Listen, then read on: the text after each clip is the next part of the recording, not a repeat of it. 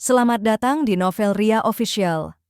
Hai semua, saya Ria, penulis dan pembaca yang bersemangat. Di channel ini, saya akan berbagi cerita-cerita menarik, review novel, dan pengalaman membaca yang seru. Saya akan membahas berbagai genre, dari romance hingga fantasi, dan banyak lagi. Jangan lupa like, subscribe, dan aktifkan loncengnya agar kalian tidak ketinggalan cerita menarik lainnya. Terima kasih. Judul Derita Ibu Tiri Part 1. Janji di ujung senja. Senja itu dihiasi jingga yang melukis langit Jakarta, tapi hati Risa terasa sekelam malam. Di hadapannya berdiri Bapak Haris, seorang duda kaya raya dengan sepasang mata teduh yang menyiratkan kesepian mendalam. Risa, aku tidak bisa memaksamu, tapi aku janji aku akan mencintai anak-anakku, dan aku juga akan mencintaimu, ucap Haris, menggenggam tangan Risa yang dingin. Risa, seorang guru sekolah dasar sederhana, menatap cincin berlian yang kini melingkari jarinya. Keputusan untuk menerima lamaran Haris bukanlah murni cinta. Ada desakan ekonomi, janji kehidupan yang lebih stabil, dan harapan tulus bahwa ia bisa menjadi ibu yang baik. Bagi dua putri Haris, Anggi, 15 tahun, dan Kinara, 8 tahun. Aku akan berusaha, Mas Haris, jawab Risa lirih. Ia tahu, di mata masyarakat, ia akan dicap sebagai ibu tiri. Cap yang syarat dengan cerita jahat dalam dongeng-dongeng. Part 2.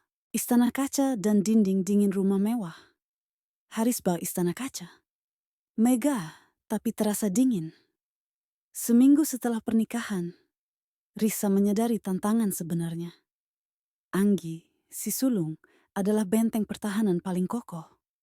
Matanya yang tajam selalu menatap Risa dengan kecurigaan dan kebencian yang terang-terangan. Anda bukan ibu saya. Ibu saya sudah meninggal. Anggi selalu berkata dingin, memanggil Risa dengan sebutan Anda atau Nyonya. Kinara, si bungsu, awalnya lebih lunak. Ia polos, seringkali memanggil Risa tante alih-alih ibu. Namun, perlahan, pengaruh kakaknya dan bisikan dari Bibi Lasri, kepala pelayan yang loyal pada mendiang, istri Haris, membuat Kinara menjauh. Suatu sore, Risa membawakan kue cokelat kesukaan Kinara. Nyonya, saya tidak mau, kata Bibi Lasri. Kue buatan orang baru tidak bersih. Tolak Kinara, menyembunyikan diri di belakang punggung Bibi Lasri. Hati Risa remuk. Ia mencoba mencari dukungan dari Haris. Mas, Anggi semakin sulit didekati. Kinara bahkan tidak mau makan masakanku. Apakah aku sejahat itu di mata mereka? Tanya Risa suatu malam, air mata membasahi bantal. Haris hanya bisa memeluknya erat. Sabar sayang, mereka hanya butuh waktu. Mereka masih berduka. Tolong, jangan menyerah. Kamu satu-satunya harapanku. Part 3. Jebakan dan fitnah. Bulan-bulan berlalu. Risa berusaha keras. Ia memasak makanan kesukaan almarhum ibu anak-anak itu, berdasarkan resep yang ia cari mati-matian. Membantu tugas sekolah Anggi, yang selalu ditolak mentah-mentah.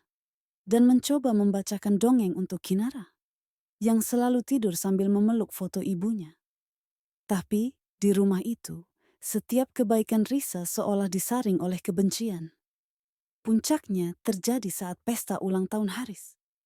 Anggi mengenakan kalung peninggalan ibunya, sebuah liontin safir yang sangat berharga. Malam itu, kalung itu hilang. Panik melanda. Bibi Lastri segera menunjuk Risa. Saya lihat tadi siang, Nyonya Risa masuk kamar non Anggi. Cuma Nyonya yang baru di rumah ini. Tuduh Bibi Lastri lantang di depan para tamu.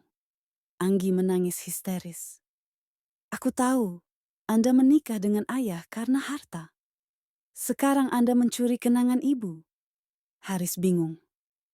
Ia melihat air mata tulus Risa, tapi ia juga melihat air mata Anggi dan sorot mata menuduh dari semua orang di rumah itu. Risa, tolong jelaskan, pinta Haris. Suaranya dipenuhi keraguan yang mematikan. Mas, aku bersumpah demi Tuhan, aku tidak mengambilnya. Aku hanya masuk untuk merapikan spray. Aku bersumpah. Risa memohon. Namun, di bawah tekanan dan drama yang diciptakan Anggi dan Bibi Lastri, Haris mengambil keputusan yang menghancurkan Risa. Risa, kita cari saja sama-sama. Tapi, sementara ini, tolong jauhi kamar anak-anak dulu. Kalung itu, yang kemudian ditemukan terselip di balik lemari Anggi, kemungkinan besar jatuh tanpa sengaja atau sengaja disembunyikan. Tidak cukup untuk menghapus noda fitnah di mata anak-anak dan para pelayan. Mereka sudah mengambil kesimpulan. Ibu tiri adalah biang kerok. Part 4. Keputusan terberat. Fitnah kalung itu menjadi titik balik. Haris, meskipun kemudian meminta maaf, tidak bisa sepenuhnya menghapus keraguan di hatinya. Ia harus memilih ketenangan anak-anaknya yang berduka atau istrinya yang kini semakin terasing. Risa sadar ia gagal. Ia gagal menjadi ibu yang dicintai. Dan ia gagal menjaga api cintanya dengan Haris agar tetap menyala di tengah badai. Suatu pagi, Risa menulis surat. Mas Haris, aku mencintaimu dan aku mencintai anak-anakmu meskipun mereka membenciku. Tapi, aku tidak bisa membiarkan kehadiranku terus menjadi sumber derita dan air mata bagi mereka. Mereka butuh kedamaian untuk berduka. Aku akan pergi agar istana ini kembali tenang. Jaga Anggi dan Kinara baik-baik. Biarkan dunia menudingku ibu tiri yang jahat, asalkan mereka bahagia. Risa meninggalkan rumah itu. Hanya membawa koper kecilnya dan selembar hati yang hancur. Ia kembali menjadi Risa yang sederhana. Guru sekolah dasar yang hidup dalam kos-kosan. Part 5. Terungkapnya kebenaran. 2 tahun kemudian, Kinara sakit parah. Anggi, yang kini sudah kuliah, panik. Di tengah kepanikan itu, ia menemukan buku harian lamanya. Di salah satu halaman, ia menemukan pengakuan polosnya sendiri. 2 tahun lalu, aku kesal Nyonya Risa mau membantu tugas sekolahku. Aku sengaja melepas kalung ibu dan menyembunyikannya di belakang lemari agar Nyonya Risa dimarahi ayah. Aku jahat sekali. Anggi terkejut. Ia membaca kembali semua kebenciannya, semua penolakannya. Ia ingat kue-kue cokelat yang ditolak, selimut yang dijahit Risa, dan wajah Risa yang selalu memohon pengakuan tulus. Di saat Kinara membutuhkan donor darah, Haris panik. Golongan darah mereka tidak cocok. Bibi Lastri yang dipaksa Anggi mengakui Kinara sebenarnya adalah anak adopsi. Mendiang istri Haris tidak bisa hamil lagi setelah Anggi. Anggi teringat, Risa pernah bercerita, ia memiliki golongan darah ORH negatif, golongan darah langka yang juga dimiliki Kinara. Anggi berlari mencari Risa. Ia menemukannya di sekolahnya yang sederhana. Nyonya Risa, Kinara sakit parah, butuh darah. Kumohon, tolong selamatkan adikku. Anggi memeluk kaki Risa, menangis tanpa malu. Aku yang jahat, Nyonya. Aku ibu tiri yang jahat. Ampuni aku. Risa menatap gadis yang kini memanggilnya Nyonya dengan penyesalan mendalam. Tidak ada lagi kebencian di mata itu, hanya keputusasaan. Parcatsen, darah dan pengakuan. Di ruang rumah sakit yang steril dan dingin, Risa berbaring lemah setelah proses transfusi darah. Di sebelahnya, Anggi duduk tertunduk. Wajahnya basah oleh air mata dan penyesalan. Nyonya Risa, bisik Anggi, suaranya tercekat. Anda menyelamatkan adikku setelah semua kejahatan yang aku dan Bibi Lastri lakukan padamu. Aku tidak pantas memanggilmu apa-apa. Risa tersenyum tipis, meski tubuhnya lemas. Anggi, tidak ada ibu yang tega melihat anaknya sakit. Tapi aku bukan anakmu, sergah Anggi. Kamu adalah anak dari pria yang kucintai. Itu sudah cukup, Nak, jawab Risa lembut. Pintu terbuka, dan Haris masuk dengan wajah yang terlihat 2 tahun lebih tua. Ia baru saja tahu kebenaran dari Anggi dan Bibi Lastri, yang akhirnya dipecat. Haris berlutut di samping ranjang Risa Air mata membasahi tangan Risa yang ia genggam. Risa, maafkan aku. Aku gagal melindungimu. Aku gagal percaya padamu. Aku membiarkan kebencian mereka mengusirmu. Padahal kamu adalah satu-satunya cahaya di rumah itu. Haris terisak. Mas, sudah. Yang penting Kinara selamat, kata Risa.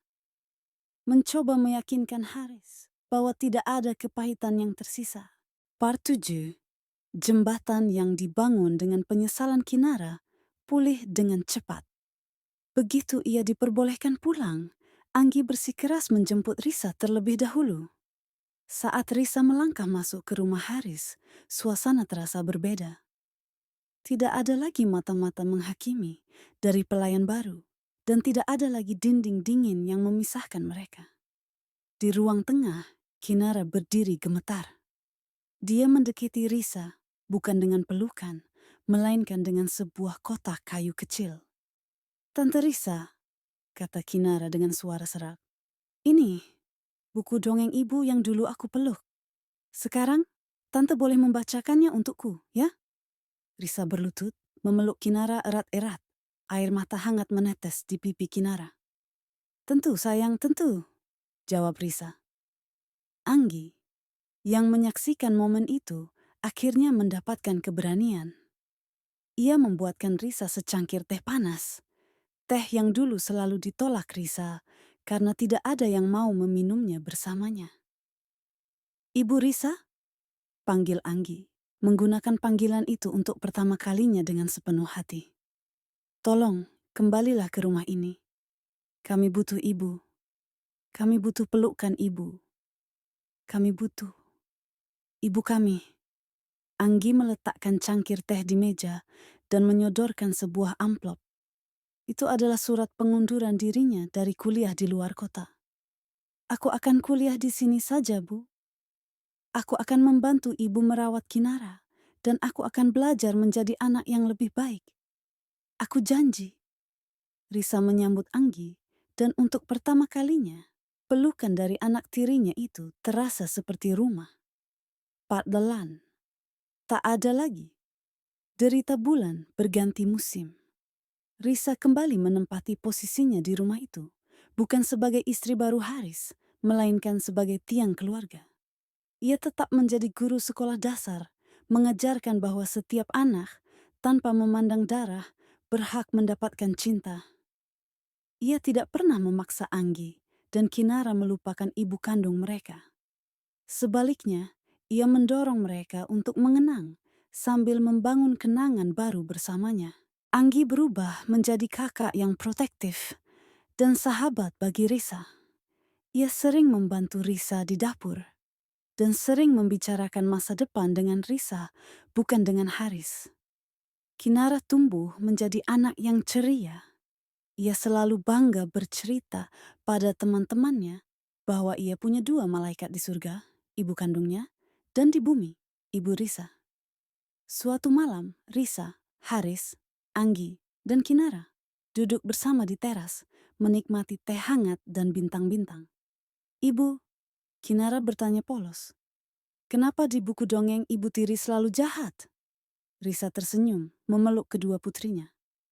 Mungkin, jawab Risa, menatap mata Haris yang penuh cinta. Karena mereka belum bertemu Ibu Tiri yang mencintai seperti ibu. Haris meraih tangan Risa.